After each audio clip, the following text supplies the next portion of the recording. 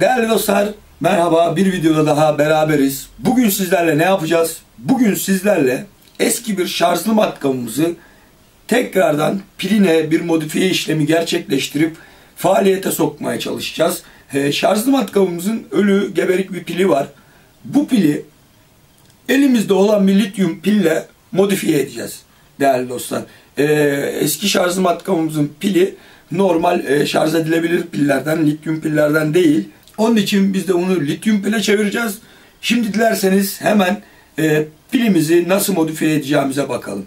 Değerli dostlar, şimdi elimizde şöyle eski bir şarjlı matkap var. Pek kaliteli de bir şey değil.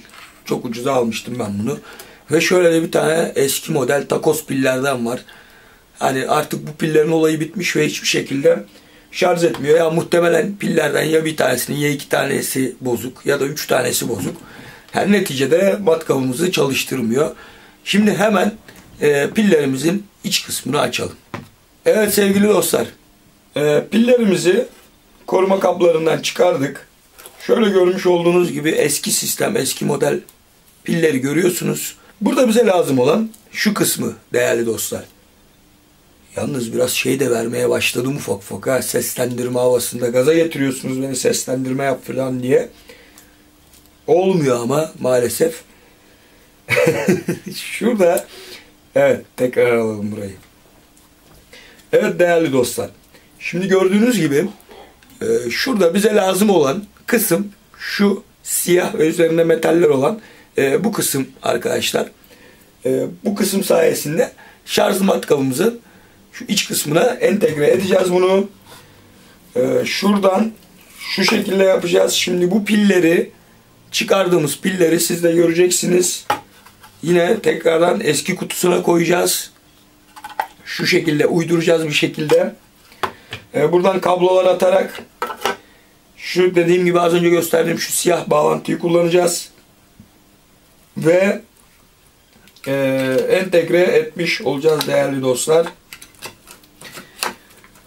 Şöyle şu şekilde yine bu kısımları kullanmış oluyoruz.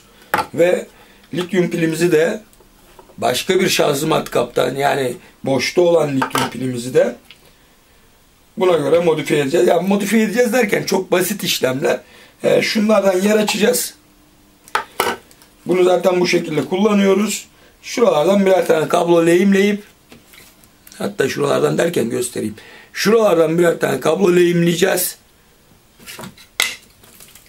Şu pilimizin şu kısımlarına lehimleyeceğiz. Artı ve eksi kutuplarına dikkat ederek. Ondan sonra bunun içine yerleştirdiğimiz zaman ve buna o lehimlediğimiz kabloları bağladığımız zaman modifikasyon işlemimiz tamamlanmış olacak. Artık eski matkabımızın lityum pilleri olmuş olacak. Çok basit bir olay. Siz de bu şekilde elinizde böyle kullanmadığınız, değerlendirmeye çalıştığınız bir lityum pil varsa ve bozuk eski bir şarjlı matkabınız varsa, şu şekilde eski pillerden oluşan, yani şunun baksanıza hangi pili arızalı kim bilir. 50 tane pili var içinde. Ama lityum pilimizde bakın 5 tane pili var. Bu da 18 volt, bu da 18 volt ve bu çok daha verimli. Gördüğünüz gibi söyleyecek bir şey yok. Evet değerli dostlar, gördüğünüz gibi şu iki pili kullandık. Şurayı sabitledik, onların oraya kablo çektik ve şuradan lehimlerini yaptık. Gördüğünüz gibi şuradan yuva falan da açtık buna. Hani şarj olayını da artık buradan gerçekleştireceğiz. Şöyle yerleştiriyoruz. Evet. Şu şekilde, biraz ışıktan dolayı mı gözükmüyor acaba? Şöyle şuradan artık şarj işlemini gerçekleştirebileceğiz. Şu kısımdan değerli dostlar. Gördüğünüz gibi modifiye etmiş bulunuyoruz. Şimdi sıra geldi şunu sadece kutusuna gelip yerleştirmeye.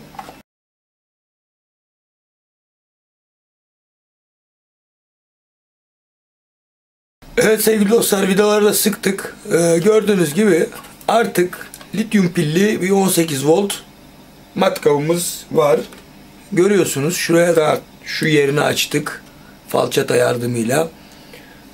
Buraya da gerekli modifikasyonları yaptık. Şarjını da şuradan gerçekleştireceğiz. Ve şimdi sıra geldi denemeye. Haydi bakalım. Pili yerleştirdik. O canavar. Gayet güçlü.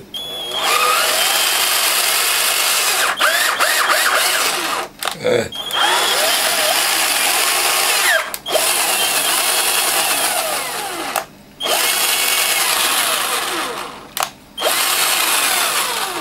Değerli dostlar, gayet güzel, güçlü, 10 numara bir matkabımız olduğu görüyorsunuz.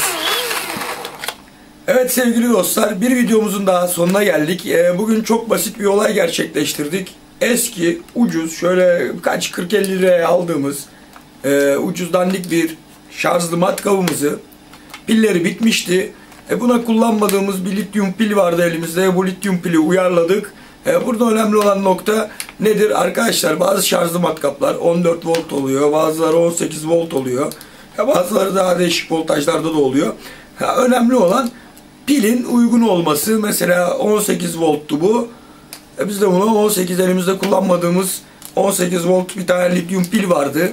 O da şarjlı matkabı yine. Onu entegre ederek, modifiye ederek pilimize uyguladık. Pilimize mi?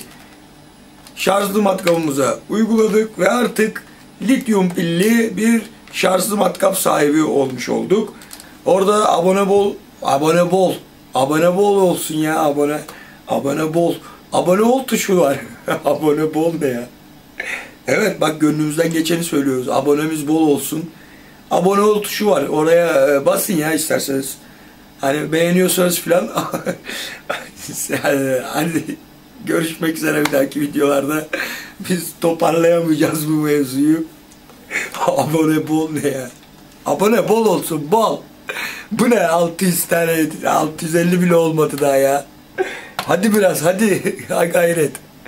Bir dahaki videolarda görüşmek üzere.